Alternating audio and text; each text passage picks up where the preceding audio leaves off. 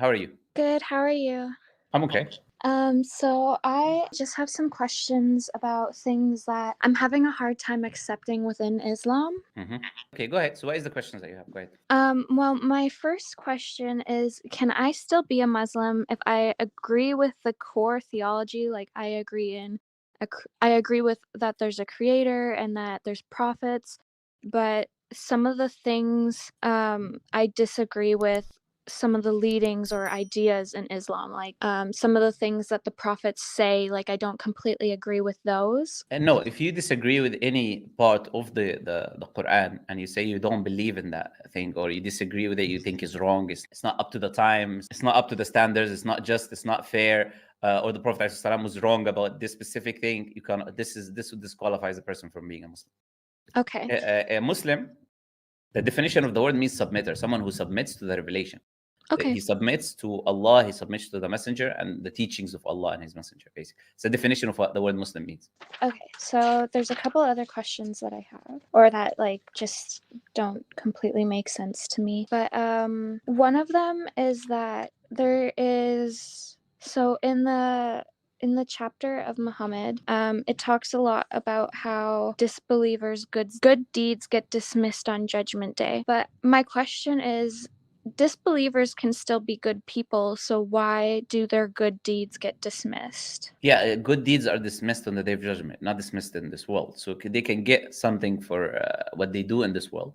Allah says he gives them in return of what they do in this world, because what they did was for this world. Those people, you can use the term good people. We wouldn't agree with that terminology, by the way. They can do good things. That does not mean they're good people. There's a difference between the two. But when you say those people have still done something good, let's assume, for example, they give charity. What is the intention they have when they give in charity? Well, there can be a variety of intentions. Go ahead, give me. They're not believers, so what kind of intentions they have? So they could be giving charity because they agree with the cause, or they feel empathy for the people who need the money. Like there's a couple different reasons as to why they could. And there are many selfish reasons as well. For example, they want to feel good, because when you do that, you feel good. When you give others, you feel good yourself. They can be doing it so people can praise them and say, "Oh, look, this person is a charitable person. Look at all the good that he's doing." But all of these intentions that you mentioned, is any of them for the sake of God? Not the ones that I mentioned. No. Or any, because they don't believe in God to begin with, so they will never have an intention to do with God. Mm-hmm. So why should they expect God to reward them? Why should God reward people who didn't do anything for him?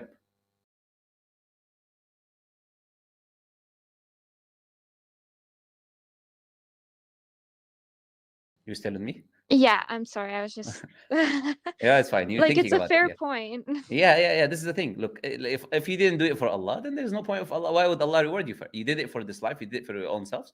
And Allah lives you in this life. He gives you provision. He lets you live. He shows mercy on you. But when the time comes, in the day of judgment, that creator that you don't believe in, you cannot come complain of how he's treating you, because you didn't even give him any care. You didn't even care that he existed. You ignored him. You ignored all of his commands. You pretended as if he's not even there. So you deserve what you get. Okay. Another one is, I have a question about the Day of Judgment. So the Day of Judgment is described as, like, on that day, everyone will be so fearful and focused on themselves that they won't even be able to recognize their own mother, their own children, etc. So as someone who is a mother, like I have a little baby, in a time where I am so scared, why would I not protect my children who are also scared? Why would I leave them to fend for myself? Yeah, it's not just about the idea of protection. The verse is not necessarily talking about protection only, and it's not just the fear; it's the shock. There's a shock factor in which then the immense amount of the shock removes everything. It keeps your mind blank. And we can go back a few minutes. For example, when you were thinking about the answer that I gave you, you stayed blank for a minute there. So that was the only thing in your mind. There was nothing else in your mind. So when you get a shock of seeing, for example, angels, seeing hellfire in heaven, seeing things we would refer to as supernatural from today's perspective, you cannot even, there is no one else in your mind at that time. It's just you. And if you see hellfire and the descriptions of hellfire, or description of the punishment there, it's impossible for you to try to think about anything else, because that occupies your complete mind of where you're going to end up yourself. I have another question. I know a lot of people when they join when they become Muslim, a lot of them will pick an Islamic name. But if your name isn't if your born name isn't anti-Islamic, is it still necessary to pick an Islam name? No, you're welcome to keep your name. And there is a lot of people who tell people, "Oh, change your name." You shouldn't. Look, as long as your name is okay, I actually recommend that people keep their name. This is how people know them. This is how people speak to them. This is what they've been used to. Unless their name has a problematic connotation, like the servant or the worshipper of Christ, for example, something like this, which exists in Arabic, for example. Some people have this name. So then, okay, then there you have to change your name because you don't worship human beings. So unless this is the case, even if it was the worshipper of Muhammad, peace be upon them, we'd still ask you to change the name because that name is incorrect Islamically and is worshiping other than Allah. So it all depends on the name. If the name is okay, it has a good meaning, like a name of the flower or a good name of something good, basic, good characteristic, then there's no need for the person to change the name. And another one, and I'm sure you've talked about this one before, sometimes it seems like Islam can be a little bit oppressive towards women. So for example, when we aren't allowed to be seen by men, we aren't allowed to talk to men, we aren't allowed to travel alone outside of our house unless we have permission or a guardian. Why are things like that put in place only for women? Okay, let me just ask first one question, because you said Islam is oppressive to women, and then you give a few examples. You said talk to men, which obviously Islam doesn't say talk to men is haram, for example, right? Like mahar. Mahram, yes. So Yeah. excellent. So now you are saying it's a specific type of man. So we should not be then generalizing it to everyone. So if it's a specific type of men, there must be a reason. Okay, what is a non-mahram in the Islamic perspective? A non-mahram is, in the Islamic perspective, someone you can marry. That means that there is sexual tension that can exist between you and the individual. Sexual attraction, all of these things can exist between you and the individual. So limiting the contact between these two individuals, because that person has a specific category. But for example, me speaking to my brother, my father, or something like this, or my grandfather, these are all men still, and I'm allowed to speak to them. This idea doesn't exist, and even the woman can dress, or she can have her hair, she can have out when she's speaking to her family members, male or non-male. So when you say, but you made the term, you said oppressive. So can you define what is oppression? So to me, the idea of oppression is when someone is limited in what they are and aren't allowed to do. Okay, but that is not the definition for oppression. Okay. Oppression is unjust treatment. Okay. So this is limitations, is what you're referring to.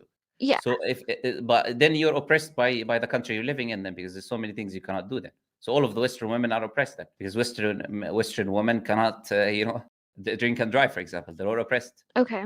You get what I'm trying to say? So if we use the term oppression there, then you have to say that all Western women are oppressed. Wherever you live, wherever you are, there has to be certain limitations to the things that you can do and the things that you cannot do. Do you agree with me on this? Okay. Okay. Now, when it comes to the Islamic rules, depends on the rule that you ask. There is a reason. And I give you an example. You talked about, for example, being around non-mahram men. I explained to you the idea that these are two genders that will be attracted to one another. Prophet ﷺ, he said, when you're alone with a woman, the third person is Satan. So Satan tries to beautify the woman for the man, and also the woman in her heart sways for the man, is vice versa. It happens with both of them. When you talk about travel is when a woman will become in a place when she's alone. She doesn't have any protection. She doesn't have any. It's long distances. She'll be tired. She'll have most likely to sleep alone in a hotel or in a place. She needs protection. She needs someone to look after her, and she might need help in wherever she goes. So there is a lot of reasons I can give you, but the main thing is not these reasons, is the Creator commanded it. He knows the nature of a man, he knows the nature of a woman, and he knows what is beneficial for both parties. And people who are following these commands, they're following it because Allah commanded it. So none of them believe this is unjust treatment. They believe this is, when Muslim women follow these commands, they know this is from God and they know that it's just. And most of them actually know the reason behind it. But many people, they still just want to follow their desires. But the thing is, you said, why not men? This is what you said, which is a very feministic way to think about it, which is natural for someone who lives in the West to be influenced by Western ideologies and Western ideas. But the question is the man the same as a woman? No. Okay, so if we're different psychologically, physically, and in every way, literally almost, even in the way that we think or perceive ideas or the way that we express ourselves, if we're different in all of these different aspects, then it would not make any sense for the treatment to be the same for a man and a woman. There has to be differences in the treatment because they're not the same. They're different. So when Allah, what men, for example, are attracted to in women is, number one, is the physical looks of a woman. This is how men are created. And there are studies on this. This is the first thing that they're attracted to. But for a woman, is not the case. This is not what they put as number one on the list of their attraction when it comes to the man. So then what a woman, how a woman can dress would be different from how a man can dress, because the attraction is not the same. It's not symmetrical. We're not attracted to the same things. So because we're different, the commands of Allah Azza wa Jal will be different. It will be optimal for the situation of the man and situation of the woman. So whatever command that is there for a man that is not for a woman, it is because it befits her nature as a woman, and it is the best command or option or situation that she can be in. And the same for a man. Like when Allah says to a man, you have to go, and no one complains about that. It says, man, you have to go work, you have to provide for your woman, you have to provide housing and clothing and everything for her. She doesn't need to participate when it comes to the financial aspects of the relationship. This is your responsibility. You have to protect her. If any danger, you're responsible for her. You are a shepherd, and you will be responsible for your flock. So if any danger takes place, you are the one responsible. You need to protect, even if you're going to lose your life in that fight. So these are things that Allah commands the man. And you don't see the men coming complaining, oh, why did Allah, this is oppressive. No one says that. We accept, okay, Allah told me I have to work. My life is going to be more difficult. No one is going to come and give me, mahr, marital gift, and then pay my rent and pay my food. No one is going to do that for me as a man. I have to go and work. And because I'm a man, these are the commands that I need to keep up with. Therefore, I follow because of I know this is what works for me as a man. Allah knows my nature. Allah knows the best option for me and what I should be doing and what I should be doing. Okay, that makes sense. But I guess it's just more like evident as to how the women are treated differently. But I have another question. No, I can't let you. I can't let you move on there, right? Because like you made a comment there. So can you tell me evident where? Which place? Like I'm just and maybe it's because like I'm a girl, but I don't see as much men having to follow specific like rules or guidance or things like that. Okay, have you been but you said how women are treated. You didn't say it about men. But have you been to a Muslim country? No. Okay. So how is it evident when you've not even been to one country? I just mean like from what I've learned in Islam, like for example, they're allowed to go out alone. They don't need a guardian to travel, like stuff like that. Like okay, let me ask you this question. When it comes to physicality, if I bring a 20-year-old woman and a 15-year-old boy and they fight, who's going to win? I don't know. Generally, in most cases, who's going to win? I guess the guy. Okay. Why is he going to win? Because he's got a physical nature that is God-given that the woman does not have. Mm-hmm. He's got more muscle mass, faster reaction speed, muscle tissues, and all of these things. So if they're not the same when it comes to the physicality and power and who can overcome the other, then one can be allowed to go out nighttime where he is able to protect himself and one would not be. Doesn't that make sense? Yeah. Okay. Also, I had a question about why are men allowed to marry within other religions but women are not? The simple reason Allah Azza wa Jal said so. He allowed it, therefore it's allowed. That's it. Okay. But it's not other religions. It's only Judaism and Christianity. The Judaism and Christianity. Yeah. So if a woman is a Hindu, or a woman is not a believer, is an atheist, or any type of polytheist, fire worshipper, multiple god worshipper, any of these different things, worship stars, and still he's not allowed to marry her. But the Jews and the Christian women, first, as I said, the main and most important reason is Allah Azza wa Jal commanded it. Now, what wisdom some scholars have spoken about, for example, the fact that we are very close to the Christian and Jewish women in their beliefs. So we believe in the same prophets, most of the same prophets we believe in. We believe in the hellfire and heaven. Mm-hmm. The commands, most of them are similar. We have the commonalities between the prophets and all of these different things. So it's very easy for a woman, if she lives with a Muslim man, to accept Islam, to become a Muslim in the future. That's a very easy thing because there's already a lot of commonalities between you and that woman. But even though this is the case, Allah Azza wa Jal has still put conditions. He said the woman has to be chaste, which means she's either a virgin or she doesn't sleep around with men. Mm-hmm. And 99% of the women in the West today, they're every day with a different man, And obviously I'm exaggerating when I say it a different day, but you know what I mean. They're always here and there. So if this is the case, they don't fit the criteria of what Islam allows anyways. So if a woman is like this, she commits fornication and she does it, and she continuously does it, this woman is not permissible for a Muslim man because Allah has put that she has to be chaste. And the second thing, she has to believe in her religion, her book is from God. So there's a lot of cultural Christian women that claim that, I'm Christian, but I don't believe in the Bible. I don't believe in Jesus. I don't go to the church. What they mean by Christian, they have baptism sometime when they were like 2 or 3, you know? So that does not mean Christian from an Islamic perspective. So when Allah allows Jew or Christian, these two conditions still apply. And as I said, the wisdoms of scholars have said is this idea is much easier for the woman to accept.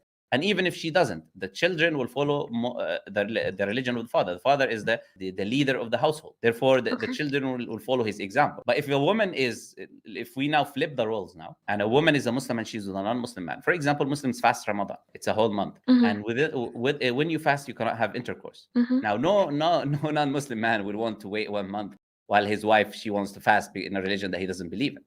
He will enforce his own views on the children. He is the leader of the household. And also he will influence her ideas and her understanding, which is very natural. So again, it all comes back to this idea. If you put it in your mind, look, men and women are not the same. Therefore, treatment with them has to be different. Then these ideas become much easier to understand when you look at the nature of a man and the nature of a woman. For example, you know, I can mention a lot more stuff, but I wouldn't even, like, for example, when it comes to intercourse and the things done in the intercourse, how the intercourse is done. There are many things that are prohibited from an Islamic perspective. The man would say, I don't care what your religion says. I want to do this. You know, I don't care your religion says this specific act cannot be done in this way. You know, he doesn't care. He wants to enjoy himself. This is his wife. So it's very problematic, basically. Yeah. Okay. And I have one last question, and it's quite a specific question. So the reason I have this question is because I recently gave birth, and I gave birth to a baby girl. And so my question is, do I have to shave off her hair? And if I do, what is the logical reasoning behind this? No, you don't have to do it. Okay. This is a sunnah. Like, it's a sunnah, which means it's a recommended act. Right? Okay, so it's recommended, but it's not like... It's recommended. But again, it's recommended from Allah Azza wa Jal. It's not necessary for you to do. And if you don't want to do it, you don't have to do it. Like, it's not like... But it's an act of sunnah. But the thing is this: when you say what is the logical reason behind this, there is an assumption. The assumption is that there has to be a logical justification that fits what you think is logical for every command in Islam. That's an assumption, because otherwise that question would not make any sense. Because if Allah commanded it and there is no need for me to have a logical justification, I'm not going to be asking for one. But there's an assumption for many people is that there has to be a logical explanation given to me that fits my understanding for every command in order for me to do that command. Then you're not worshiping God, you're worshiping your own desires. You're worshiping your intellect.